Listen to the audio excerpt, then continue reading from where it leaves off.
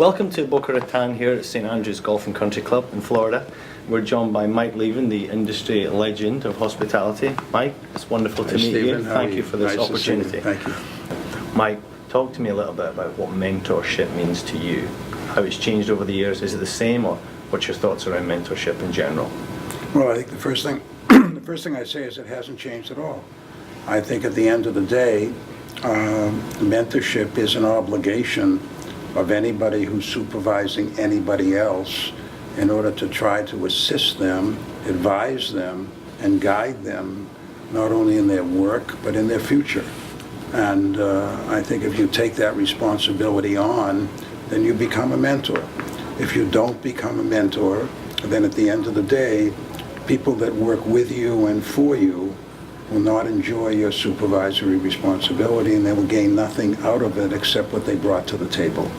So you're in a sense an addition to what they bring to you, and they should gain from your ability to help and assist them to be better. Okay. And today, even though you're almost retired, was your earlier quote to us, how many people do you still mentor today, either through choice or possibly not choice? Well, I get a lot of calls. I get a lot of calls for advice, counsel. I mentor people who I've worked with before, who continue to call me and say, should I take this job, or what do you think of this, or I have a problem, can you help me and assist me? That's the environment that I set up with everybody, whether they were my peers or whether they were people in the organization at different responsibilities. So I still have that. I am presently, as the chairman and CEO of the aquarium, I have a president that works directly for me and a couple of senior vice presidents, and my job is to mentor those individuals so that they can rise in the organization or in some other organization. And I take it as a personal responsibility of mine to ensure the fact that people get the opportunities that they should get, and to help them get there. If they can't get there because they're not capable of getting there, it is also my responsibility to mentor them for something else. Okay, excellent. And when you're doing this mentorship, is there a common thread or a particular subject matter that's more common than others when people need that guidance, or is it the complete pie of slices? Is it all there across the whole mentorship spectrum, or is there a common piece that comes up the most? Well, I think the most common part of it is when certain decisions and thought processes take place. I once worked for a man who said to me, he was my boss, he was the CEO and I was the COO. And he said to me, Mike, can you explain something to me? And I said, what is that? And he said, I give people orders and they never do it. And you give people orders and they always do it. So I looked at him because I didn't realize he was that self-aware. I was a CEO, not self-aware. And now I gave him credit for that. And I said to him, I said, the difference between you and me is that when you give an order, you don't explain why. Okay. When I make a decision, I take it upon myself to explain the reason and the rationale behind the decision, so that if people don't understand why they have to follow an order, they don't respond positively. So essentially, I look at myself as a teacher. Okay. And I think when you're in a position as a supervisor, no matter what level of the organization, you are in fact a teacher. You can call it a mentor, or people have had great teachers, bad teachers. You can look back on your own experience and see that you've had some like that. It's no different in business. It's no different, by the way, as a parent. It's no different as a spouse. It's no different in life. And it's a question of what you take on as your responsibility to essentially assist the other person to understand why they have to do something, or what they can learn from what your experience has taught you. Okay, excellent. I'm going to dig a little deeper, if that's okay, on that particular. Are you sure you can? Well, I'm going to try. Okay. I'm still dreaming about the golf course, but yeah, I'm going to focus. It's hard for me. dig a little deeper on that individual. So he came on the phone, he called you, emailed you, whatever, he approached you for some advice on how you could deliver that better, and it sounds like your advice was you needed to actually give some justification or explanation and give a little bit more package around, rather than just maybe shout or direct an order. Nice piece of mentoring and coaching. Did you then set some sort of goal? Was there measurement, or how did you ensure that? Because that's the real part of mentoring and coaching, isn't it? Where you have to go back to the team member or the employee and see, did that work? Did it not work? How long did it take him to get there? Did he have success? No, he never got there. Okay, interesting. He never got there because he wasn't willing to change. Okay. He wasn't willing to change his behavior. Okay. And by not changing his behavior, before I got into the job where I was working for him, the company had lots of difficulty recruiting people to work there. Right. And at my going away party, which we had when I left in December of 14, when he gave me a going away present and a speech, he said that before Mike Leven became the president, nobody wanted to work at LDS. After he became the president, everybody wanted to work at LDS. So what's the reason for that? The reason for when you're a good mentor and a good manager and leader, people will want to work with you. If you're not, they won't. So it'll hurt your recruiting, it'll hurt your retention, it'll hurt everything. This is not rocket science. I mean, this is basic fact. But what some companies will buy people. In other words, I'll give you a ton of money, you come and work for me. So they go and then they leave. Because at the end of the day, statistically, most people change jobs because of their boss. Okay. And I don't know exactly what percentage of it is, but that's been common. So if you're in a place of being a supervisor or a boss, your responsibility is to work with the people so that you can retain them or get them ready for the next job somewhere else. Okay. I think I hear you strongly. All the conferences that myself and my peers here at HSMAI attend, no matter what the subject is, the biggest and most common output, certainly in the last 12, 18 months, is attracting talent and youthful talent into the industry. Now that talent's there, we know it's coming out of universities, it's experienced, but it seems to always end up in other industries and not within hospitality. So what do you think we could do a little bit better, and is that mentoring piece a big part of that their engagement in our industry, or post and during, or what? What's your thoughts? There's no one single solution for that, but the end result of it is you have to approach the job as a supervisor in whatever level that says it's not just about compensation. It's about the environment. It's about the atmosphere. It's about the learning environment for people.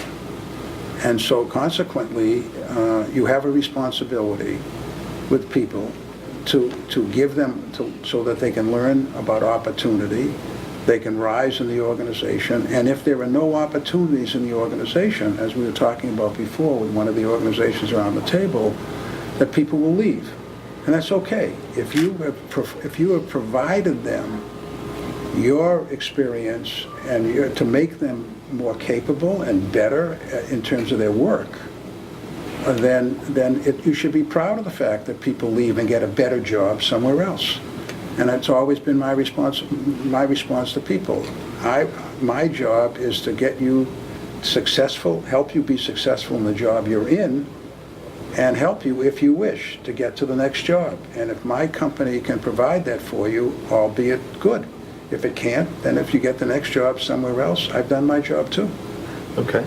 And on the hopeful chance there is some youth that logs onto our websites or sees our social media shares on this particular video to listen to this hopefully beneficial content from my questions, what does that look like to them before they're in these organizations? There's so many organizations to choose from. They're coming out of university or some graduate situation.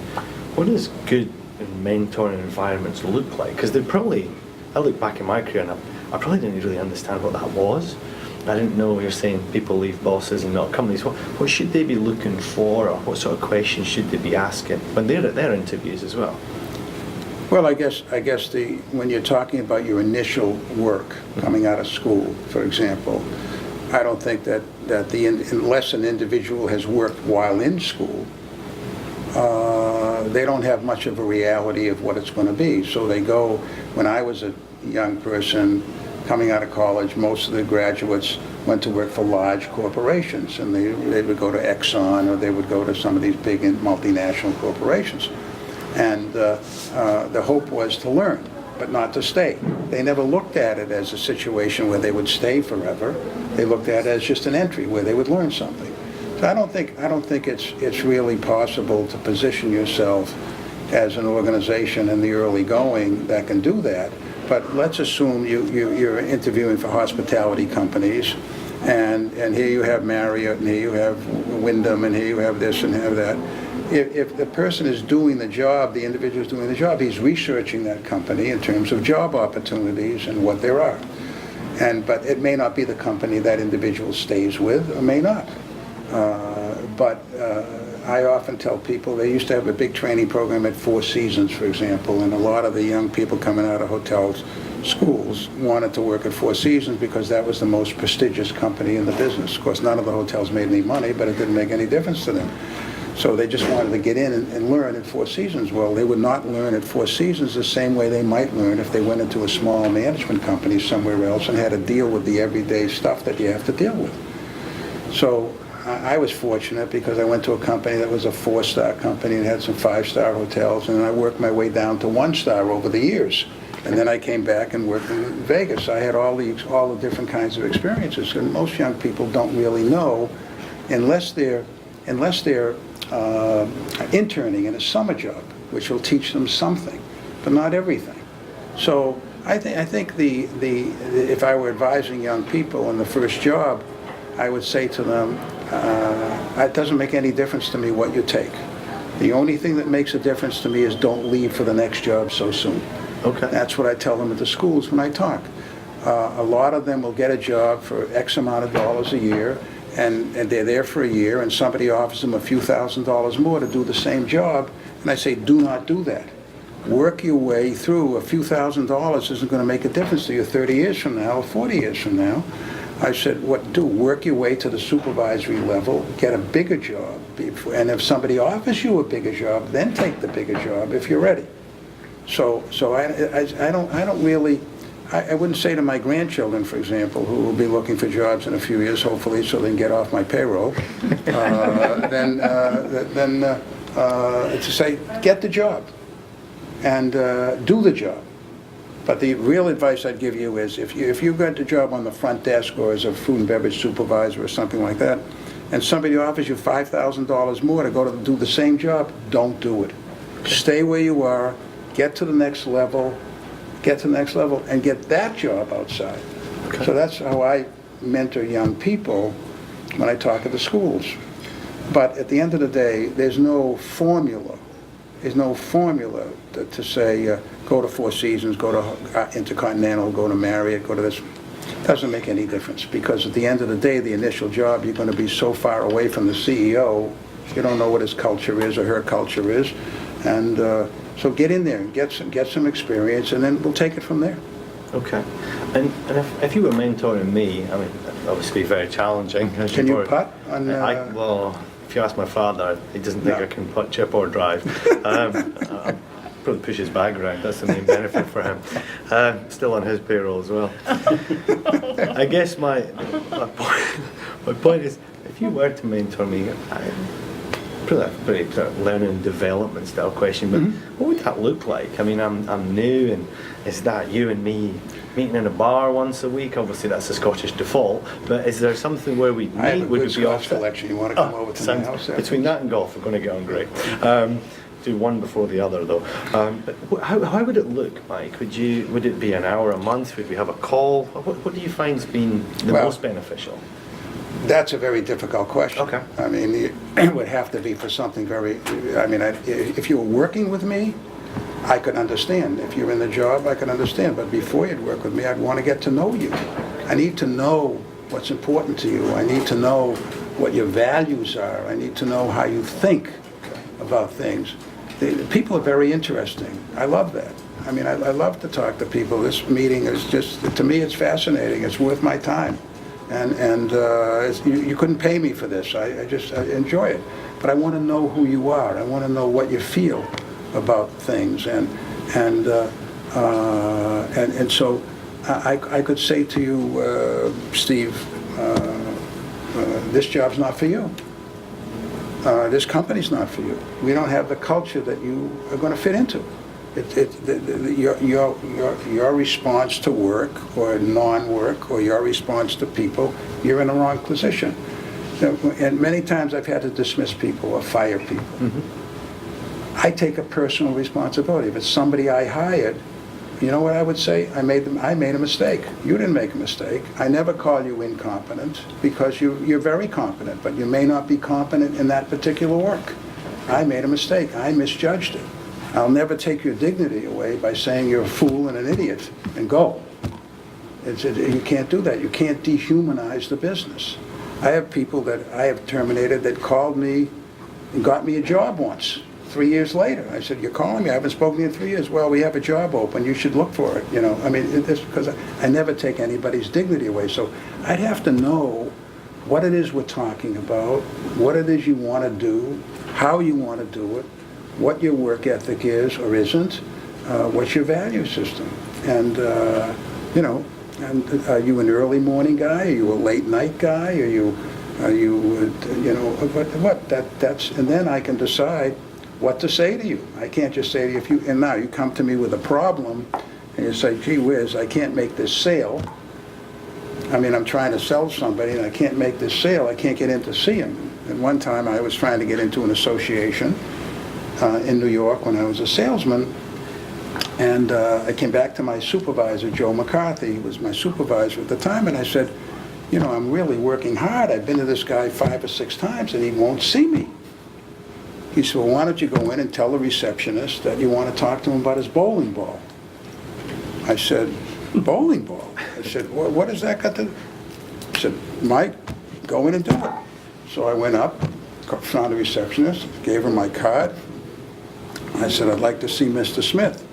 She said, "What do you want to see him about?" I said, "I'd like to talk about his bowling ball." She got up, she goes in, she comes out, "Mr. Smith will see you in 5 minutes, but he doesn't have a bowling ball." I said, "Well, I'm going to talk to him about it anyway." So, in other words, we just use a different approach. But so there's a different approach to anything, and I never use that again, by the way. I think what I'm hearing is it's about establishing the relationship. Oh, sure. That's the core point. And no one wants to be mentored by someone that's just all corporate and going through a set of tick boxes. No. Look, somebody once gave me a lecture. I was a personnel director for Disney. And I never forgot what he said, because basically he said some people are stereotypical in certain jobs. For example, a salesperson has got some stereotypical kinds of behaviors. That's why they sell. Mm-hmm. An accountant has different kinds of behaviors. A lawyer has different kinds of behavior by their training. A doctor, a physician, a scientist, they all have different kinds of behaviors they built up. And this individual said to me, he said, if Thomas Edison, you know who Thomas Edison was? Mm-hmm. He said, I have to ask that question because you're young, you may not know. I thought there was a problem with the Scottish education system. Right, the lights are on. Right, the lights, that's right. He said if Thomas Edison had been an accountant, all we'd have today is a longer candle. Okay? Now, that's not a negative about accountants that are stereotypically accountants, because her daughter over here is an accountant. Okay, it's not a negative about accountants. It just says that's the culture of the accountant, really, to be a longer candle, not invent a light bulb. Okay. So you don't take that as a negative, but you have to understand what you're talking about. So you don't want to have somebody who's got a discipline that's wrong to be in sales. So when you understand that, and you say to me, "Gee, I'm in sales. I love sales," and I say, "Well, tell me about this and tell me about that," and I say, "Listen, you should be an accountant." So, so it all depends on the individual. And once again, I think if I were to give advice, I'd say don't generalize everybody. Every human being is different, and your job in mentoring is to understand the characteristics of the mentee. Okay. And I've been lucky to be around some corporate mentorship programs, particularly where I work now, a very successful one. What we've found is, and we've seen it refine itself over the years, because I think what you're saying, I'm trying to draw on that, is a great leader can probably adapt to, the accountant or the legal specialist who, as you say, come through a particular set of education, make them a particular type of person, how they behave and characteristics. But one of the successes we've had is talking about selection, so actually making sure we properly analyse the mentees as a group, who they are, and kind of like a pre-dig or a pre-assessment, and trying to then match them correctly with the best mentor, so you don't get an accountant maybe managing a very diverse salesperson. Is that something you find of value, or do you think you should be able to adapt to anyone you get? Oh no, I think it is a value. Okay. I mean, I don't think you're not going to get somebody who's culturally different, culturally by process, different. For example, I think you can, in hospitality education, they do a lot of technical training. Like when my son was at Cornell, they taught him how to make a martini. I mean, now, beneficial skill. I'm paying $25,000 a year, and he's learning how to make a martini, and I'm saying to myself, what, are you kidding me? I mean, a bartender, you want to be a bartender, go to bartender school and be a bartender. What has that got to do with the price of tea? Now, I always tell people, I ask people what they read when I'm interviewing. Okay. So I ask you, what was your last book? Or and you'll give me a name of a book. I said, what was important about that book? Why did you read the book? And then they'll look at me and they'll say, well, what advice would you give me? What should I read to really be successful? And they're expecting me to come up with a book that's going to be great. I said, listen, there's only two things you have to read in life. The Bible and Shakespeare. That's all. And they'd say to me, why? Why do I have to read Shakespeare and the Bible? I'd say, because in Shakespeare and the Bible, you'll learn everything about the human condition, about everything. It's all there. It's not for religious reasons or for history reasons. It's for behavioral reasons. Because when you're a leader and a manager and a mentor, that's what you do. So they have, every day in the New York Times there's a bestseller list of all these business books.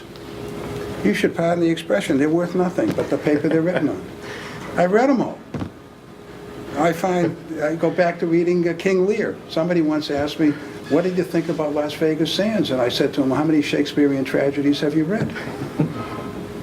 And they say to me, well, I haven't read any. I said, well, go back and read Hamlet, King Lear, Julius Caesar, Richard III, Measure to Measure, Merchant of Venice. Go read them. Why? I said, that's what this company's like. That's what I'm surviving in here. Knowing how it's going to be. So that's the thing that I look for when I'm talking about people at the senior level. But at the junior level, I'm not expecting them to read, to walk into an interview and say, gee, I read the Bible every day. They think the HR person is going to laugh at them if they said that. Say, I read to learn about human behavior. I read to, I went to a talk the other day, and actually last night it was, and this lecture was here at St. Andrews, and he was talking about civil war in the United States. And somebody asked him the question, why is civil wars civil? Why is the word civil for civil wars? And he explained it. Then he was talking about certain things, and he ended up talking about Plato and history. How in history is all, the soft history has disappeared from thousands of years ago. So you don't know whether Socrates talked to Plato or didn't talk to Plato, or what Socrates said to him, because there's no written history about what Socrates wrote. Okay. I'm sitting there, I happen to know that, because I read Plato. And I took a course in that one time, and I still read it once in a while. In fact, I have trouble understanding it, I must tell you, but I still read it, because it talks about the human condition. That's what it's all about in mentoring. You can't mentor if you don't try consistently to learn the human condition. You can read any books, actually, and read about them, or you can watch television shows now on Netflix or Amazon Prime, or all these. And my wife and I are watching a show now. We've watched two. We watched the Grand Hotel, speaking about Grand Hotels. It's a Spanish one, and then now we're watching A Place to Call Home. And I tell my wife, I'm saying, these stories are basically the same.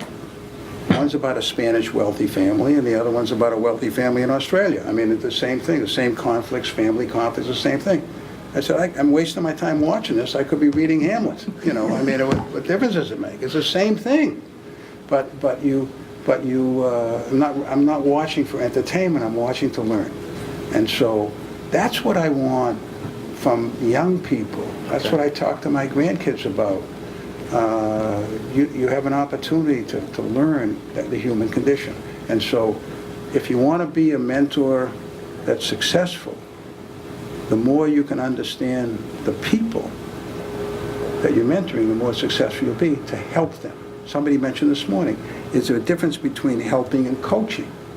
I think there is a difference between helping and coaching. Coaching is an athletic term. It's not a human resource term. Coaching is like the head coach of the soccer, the European football, or American football, or whatever it is, the coach. Coach has a job. He has to win. Not there to play, he has to win. Okay? So he's coaching to win. Helping is not helping to win. Helping is helping to help. Okay. That's the difference. Now it's minor, but nevertheless, I wouldn't mix up coaching with helping. Helping. I'd rather be called a helper than a coach, unless I was playing to win. I'm not playing to win with humans. I'm playing for them to be successful. To see their development. That's right. Okay, so that's a big some of these corporations you've been involved in. I mean, some of the questions I've got, I could spend hours, but I'd love to know more about, maybe without saying the name directly, but maybe a corporation or a large organization you led, where maybe you arrived and there wasn't a great embracing of learning and development, and how you turned that around, or has it always been the case where you've turned up, there's some people have treated it as a core line item that has to stay in their budget, you need to have this, something else will always go first, or how's that played in your roles that you've held? Have you seen it as core importance, not as important, and where does it sit on your radar? It sounds like number one to me. Well, and don't forget that when you're in a corporate environment, whether it's a small corporation, a large corporation, whatever, I had the big advantage of being in companies that were not doing well. Okay. And I always tell people who are looking for big jobs, I'd say make sure the person you follow has not been successful. You're better off following somebody who's failed, because then you get a chance. What is the chance you have? You have a chance to make change. In a successful organization, if you come in as a disruptive manager, I said this to somebody before, and I'm a disruptor. I'm not a destructor. I'm a disruptor. I like to disrupt the status quo. But if the status quo, if you have a successful company, nobody likes to disrupt the status quo. They won't react to you. But if your company's failing or in trouble, and you start disrupting and you start getting results, then you can be successful. So most big companies, especially big mega companies, exist just by their size. It's sort of like dinosaurs. They existed by their size for I don't know how many 100 million years, and then they're gone. And if you look at the Fortune 500 companies in the United States, for example, I just heard the statistic the other day, of the 1,000 biggest companies, 429 are now gone within 20 years. Okay, so the end result is you get too big, and you forget what made you big in the first place. So my companies that I work for, with the exception of one I started from scratch, all had problems and they needed change. So my ability to disrupt the change was easier, and not easy, but easier than changing something that's very successful. So for example, there's Hilda, who's sitting next to me here, works for a very large, successful company, 40,000 employees. We had 50,000 employees at Las Vegas Sands, as an example, so we were pretty big. She has 40,000 employees, very successful company. So all of a sudden, Mike Leven comes in as the chairman of the company. I'm going to look, what am I going to do here? It's a very successful company, whatever. How would you move the needle? Yeah, you can't move the needle. Mm-hmm. Now, you come in and you don't change your disruptive strategy to a maintenance strategy, you're going to be dead in 6 months. You're going to be, he's out, wrong guy, goodbye. So you have to understand what it is you're going into. That's at the highest level. I'm not talking about entry-level people coming from college or whatever. They don't even know a company's in trouble. They just look at it and say, oh my God, I'm going to go there. I love the benefits. I have the big company, I'm going to be there. And in the United States, I can't speak for the rest of the world, years ago when they had defined benefit programs, which were pensions for people, you stay in a company 35 years, you retire, you get 60% of your income, or 50, whatever it is. Today it doesn't exist anymore. So people don't stay long. And unless you provide an environment which makes them which allows them to stay. So medium-sized companies, small companies, or large companies in trouble represent opportunity for disruptive people. They don't represent opportunity for people who like the status quo. Okay. So in the case, let's take HSMA for example. Bob Gilbert goes in and he has to disrupt the organization. He's continuing to do it with new ideas, new ideologies, new this, which is going to help the organization survive. What if he didn't do it? You're out of business. Gone. The organization's gone. England does the same thing. She's disrupting in Europe. Europe is very hard to disrupt, other than a war. It's very, very hard to disrupt. I would agree. And because in Europe, in the European culture, the status quo is good. And until you have a massive recession or depression or something like that, nobody makes any changes. So you watch these things, and they're not different from your own organization, from your own company, from your own situation. There's a gentleman here, well, I'll get it in a second, it's on my list. Rick Okay. was here, Yep. okay? Who's been in 5, 6 different companies, right, Rick? Correct, okay? He's a disruptor, I could tell. I'm hiring him tomorrow for my company. I like what he's saying, okay? But he's a disruptor. So it's about the fit, is what we're saying. Yeah, but you have to know, and you have to remember that executive search firms, they're interested in placing somebody. Yeah. And maybe some commission possibly, yeah. Well, they What's work the on... drive, Yeah, right? no, Yeah, but they yeah. get hired for a fee, Yeah. and they win. So if you, and I work with a lot of them, most, and the ones that are really good are the ones that are trying to make the cultural fit of the human being and the talent. I hired a guy in Las Vegas Sands with great credentials. He got a big job in the industry now. And he couldn't make it there. He didn't fire, he left by his own, because he couldn't handle the chairman. It just was against his, he couldn't Couldn't mesh.